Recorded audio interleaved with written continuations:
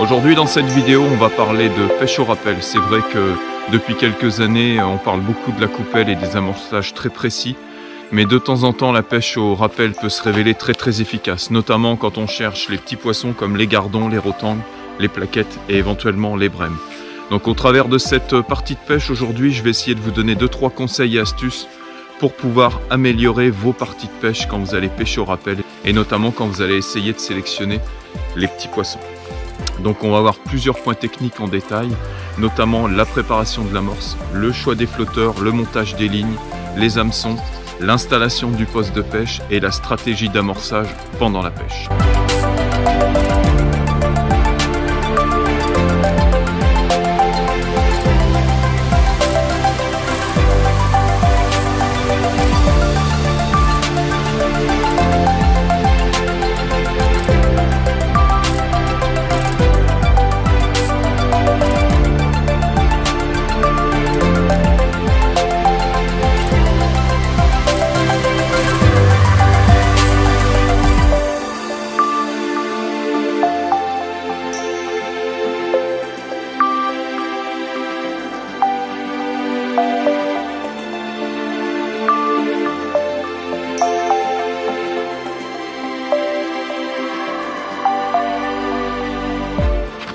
Alors la première des choses lorsqu'on pêche au rappel, c'est donc de bien choisir son amorce. C'est-à-dire qu'on va pas du tout partir sur une amorce à gros poisson. On va rechercher une amorce avec un effet mécanique assez particulier, c'est-à-dire qu'il faut un mélange qui reste le plus longtemps possible entre deux eaux. On va plutôt privilégier des farines comme la gazelle grillée, le coco beige, la chapelure brune, qui vont permettre au mélange de bien rester dans les couches d'eau et surtout le plus longtemps possible. Puisque le but recherché à l'amorçage, ça va être de faire monter les poissons du fond et de pouvoir les pêcher légèrement au-dessus du fond. Moi je vais partir aujourd'hui sur une amorce maison. Donc c'est l'amorce explosive que j'utilise pour pêcher au rappel. Donc c'est une amorce que vous retrouverez en détail sur ma chaîne YouTube.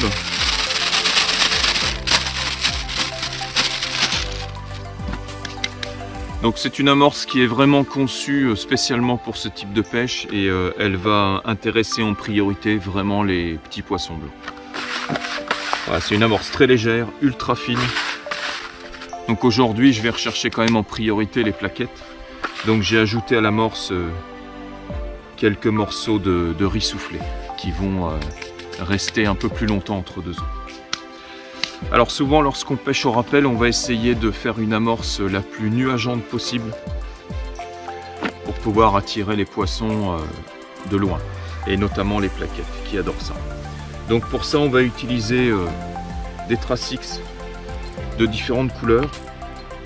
Donc il faut toujours avoir quelques pots de Tracix différents pour pouvoir s'adapter aux poissons, à la couleur de l'eau qu'il y a sur place et surtout à la profondeur de pêche où on veut aller chercher les poissons. Donc les couleurs qui ressortent assez souvent jaunes pour souvent les plaquettes, mais ça peut être très intéressant de temps en temps sur des eaux très teintées pour les gardons et les rotangles. Moi j'utilise énormément le blanc, je trouve que c'est vraiment celui-là qui est le mieux pour les plaquettes, et puis le brun qui est très efficace pour les pêches de bordure quand on pêche à la mitraillette sur des petits gardons et des rotangles. Et puis j'utilise également du colorant blanc si éventuellement j'ai pas de Tracix blanc avec moi. Donc là aujourd'hui je vais utiliser uniquement du Tracix blanc.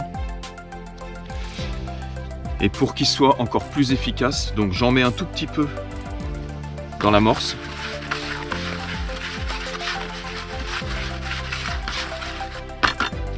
Et en fait je vais le mettre dans l'eau de mouillage.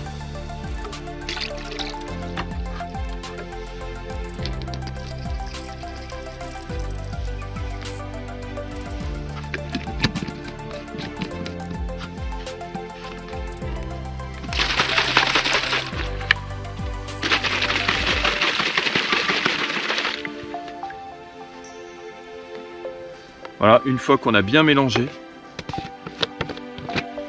on va mouiller son amorce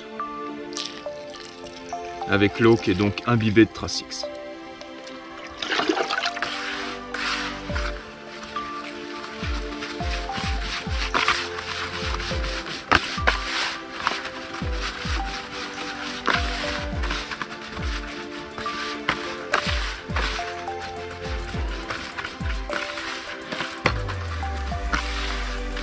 Voilà, et on va se retrouver avec une amorce qui va tirer un peu sur le gris blanc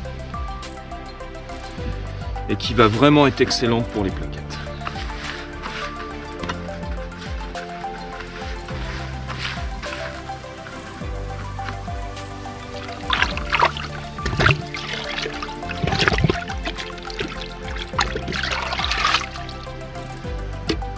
Voilà, cette manière d'utiliser le Tracix dans l'eau, c'est vraiment beaucoup plus efficace que de le mettre dans l'amorce directement. Alors c'est bien de faire les deux, mais c'est vrai que quand on le met dans l'eau, ça n'a rien à voir. Si vous n'avez pas de mélange spécifique pour pêcher au rappel, vous prenez une amorce à gardon et vous mettez 50% de chapelure brune dedans. Et la chapelure brune va permettre au mélange de bien rester entre deux eaux. Voilà, c'est le truc le plus simple qui existe. Après, c'est sûr que quand on a un mélange adapté, c'est encore mieux. Mais bon, il y a des fois, il faut faire avec les moyens du bord. Alors, les produits que vous pouvez utiliser en plus pour l'amorce, le litou, c'est quelque chose de lourd et très nuageant qui permet de maintenir le poisson entre deux eaux. C'est très très bon pour les brèmes. Et moi, j'utilise de la bentonite. Donc là, je vais en mettre un tout petit peu. Alors je remouillerai l'ensemble plus tard si besoin. Mais la bentonite va améliorer le pouvoir nuageant du mélange. Ce qu'il faut savoir, c'est que plus vous allez mouiller votre amorce, plus elle va nuager au contact de l'eau.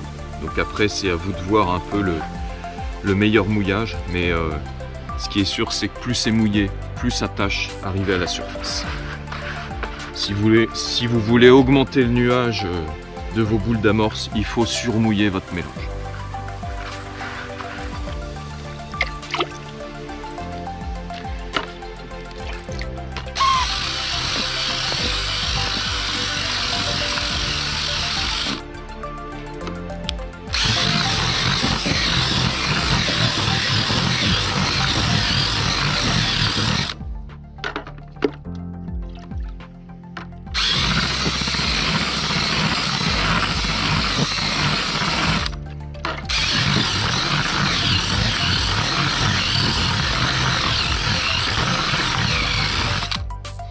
Voilà, donc là ça me fait quelque chose qui est vraiment nickel. Avec la bentonite, ça va me permettre de plus facilement envoyer les boules à 11,50 m. Bon bah je pense que pour l'amorce on est bon, on va pouvoir passer au montage des lignes.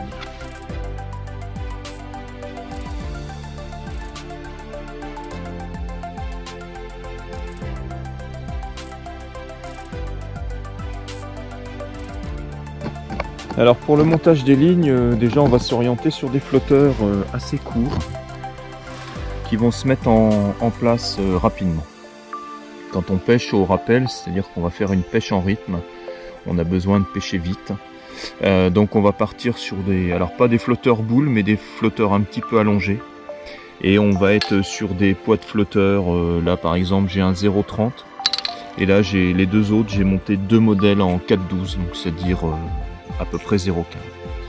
Voilà, donc des flotteurs qui pêchent vraiment très très bien pour les pêches au rappel. Donc souvent on va faire une plombée propre et on va rajouter une petite cendrette 13 pour forcer le flotteur à plonger, pour pouvoir faire des tirettes assez régulièrement pendant la pêche, parce que souvent on déclenche les touches quand on tire un petit peu sur la ligne. Alors pour le montage, c'est-à-dire pour les plombées, il y a deux solutions. Soit on a un groupe de plombs, là par exemple j'ai 4 plombs numéro 10, j'ai un petit plomb de touche qui est à 20 cm de cette plombée, et ce plomb de touche est à 20 cm de mon hameçon. On peut également avoir une plombée groupée comme ici par exemple, et j'ai mon hameçon qui est 15 cm plus bas. Donc ça sera une ligne à utiliser lorsque le poisson sera très très bien rentré sur le coup.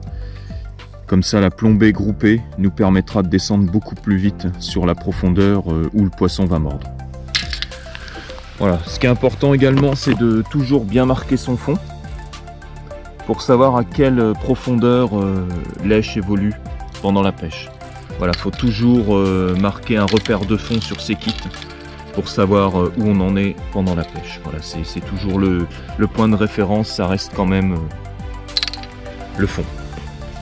Donc on va utiliser en priorité des hameçons assez fins de fer, entre 18 et 22 suivant la taille des poissons. Et souvent les corps de ligne de ces lignes sont en 10-12 centièmes avec des bas de ligne en 8 ou 6 centièmes. Ça dépend si la pêche est dure ou pas. Au niveau des élastiques, on va s'orienter plutôt sur des élastiques de petit diamètre. Si ce sont des élastiques pleins, je vous conseille de ne pas dépasser 1 mm. Et si ce sont des élastiques creux, vous pouvez aller jusqu'à 1,3 mm en diamètre. Voilà. Alors dernier point sur le montage des lignes et des kits. Si ce sont des plaquettes, je vous conseille de détendre vos élastiques parce que les bouches sont un petit peu plus fragiles que les gardons. Et si vraiment ce sont des pêches de gardon, là vous pouvez tendre un peu plus vos élastiques. Moi aujourd'hui je vais essayer de cibler les plaquettes, donc je pêche avec des élastiques qui sont vraiment très peu tendus pour éviter de décrocher les poissons.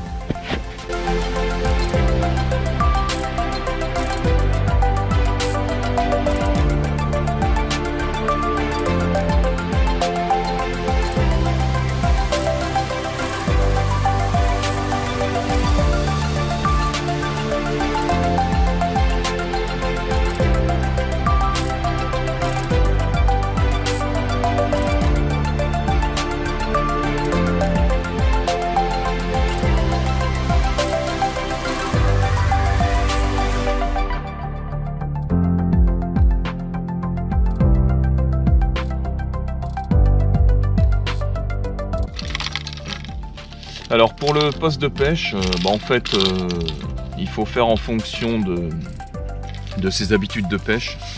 Moi je suis droitier, donc je positionne tout à droite. Le but pendant la pêche, c'est de ne pas avoir à chercher ce qu'on a besoin. Donc toujours le dégorgeoir à portée de main. Un bac pour se rincer les mains, puisque quand on utilise des amorces assez traçantes, on a tendance à s'en mettre un peu partout. Et ce qui est très important en plus au niveau de ce bac d'eau, c'est de pouvoir se rincer les mains avant de les remettre. Avant de remettre les mains dans les verres de vase, parce que sinon on va emmener constamment de l'amorce dans les verres de vase et ils vont finir par crever. Donc pour cette partie de pêche où je vais quand même cibler les plaquettes, j'ai prévu des verres de vase et des timaphises. Quand vous pêchez au rappel, vous pouvez également utiliser des gozer rubis et des pinky. Ça après c'est à votre convenance et c'est surtout en fonction des poissons qu'on va rechercher. Si c'est des rotangles et gardons, ils vont mordre volontiers au pinky et au gozer. Si ce sont des plaquettes, ça va être beaucoup mieux de pêcher au verre de vase, comme aujourd'hui. Voilà, donc après j'ai ma bourriche devant, mon amorce, de l'eau pour se rincer les mains, mes éches. Pas plus, pas de fronde, je ne vais pas grainer. Je veux que le poisson il soit recentré uniquement sur le rappel. À ma gauche, j'ai mon manche d'épuisette que je peux prendre très facilement. Ça c'est très important d'être à l'aise sur les deux côtés. Le côté pour pêcher, le côté pour épuiser. Je vous conseille d'utiliser une petite tête d'épuisette qui est légère et très maniable. Pareil pour votre manche d'épuisette, il faut une référence qui soit assez rigide, qui soit léger et qui soit pas trop galère pendant que vous allez épuiser. Si c'est une pêche en rythme, vous avez beaucoup de touches, ça va vite vous fatiguer si vous avez un manche d'épuisette qui est beaucoup trop lourd. Donc pour ça, je vous conseille de vous rapprocher de vos détaillants et vous verrez chez Daiwa, on a un modèle qui s'appelle Proteus 353. C'est un manche d'épuisette télescopique qui est vraiment très adapté à ces pêches au cou. Moi, ça fait 4 saisons que je l'utilise et vraiment, j'en suis hyper content. Bon, je l'utilise pour toutes les pêches, mais c'est vrai que pour les pêches courtes comme ça, où on va pêcher au rappel des poissons blancs, c'est vraiment un manche d'épuisette qui est très bien et qui est vraiment très bien placé en rapport qualité-prix. Donc n'hésitez pas à aller chez vos détaillants pour vous renseigner. Et puis bien sûr sur cette référence, vous trouverez tous les détails sur le site internet de la marque.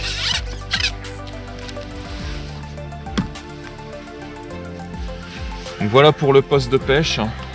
Vous avez compris, tout à ma droite, tout à portée de main pour pouvoir pêcher correctement. Mes kits, la canne, mon rouleau, l'amorce, l'eau pour se rincer les mains et les éches. Manche d'épuisette à gauche. J'ai légèrement remonté ma bourriche. On va s'assurer déjà dans un premier temps que l'amorce elle nuage bien. Et puis après on va voir si le poisson est coopératif ce matin.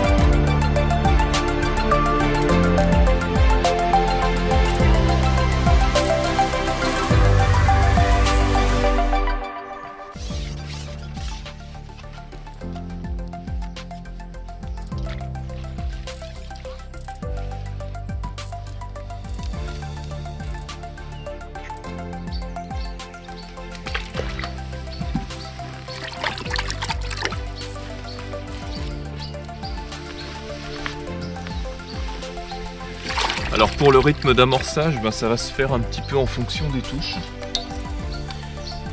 Aujourd'hui, les plaquettes sont vraiment bien dans le nuage. Et en fait, dès que je n'aperçois plus le nuage dans la couche d'eau, je remets une boule. Donc c'est pas la peine de mettre des trop grosses boules d'amorce. Je rappelle avec des toutes petites boules comme ça. Vu qu'il y a du Tracix et de la bentonite, ça suffit à maintenir le nuage. Et j'essaye de garder ce rythme-là depuis le début.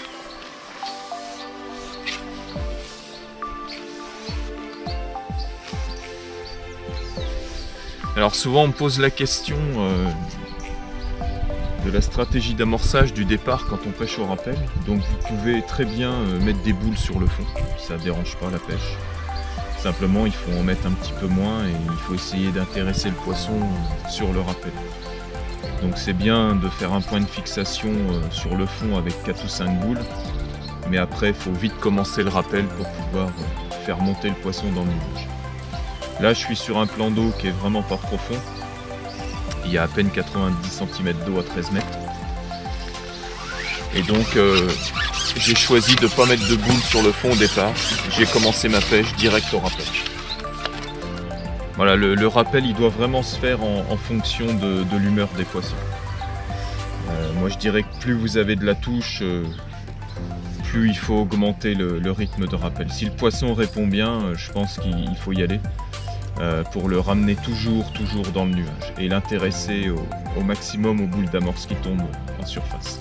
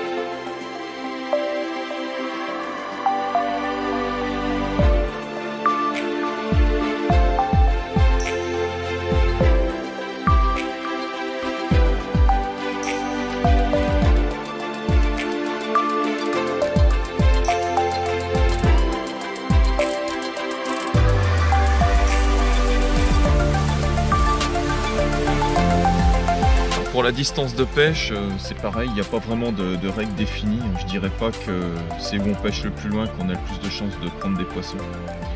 En fait, on va emmener le poisson sur son rappel. Aujourd'hui, je pêche à 13 mètres uniquement parce qu'à 11,50 m, je vois pas du tout mon flotteur. Je suis dans le reflet des nuages en face. Après, il faut choisir sa longueur de pêche où on se sent à peu près à l'aise. En fait, la pêche au rappel, vu que c'est une pêche en rythme, et qu'on manie beaucoup la canne, il faut vraiment être très à l'aise dans sa pêche. Donc après, il ne faut pas pêcher trop loin et puis vraiment peiner et mal pêcher.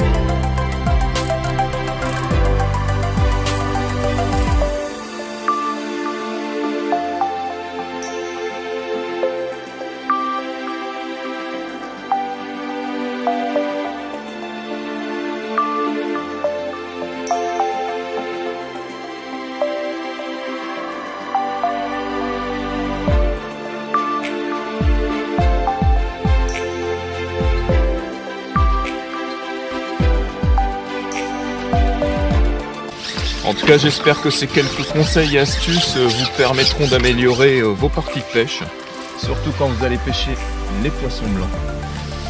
Si vous avez des questions, n'hésitez pas à les poser dans les commentaires. J'essaierai d'y répondre le plus vite possible.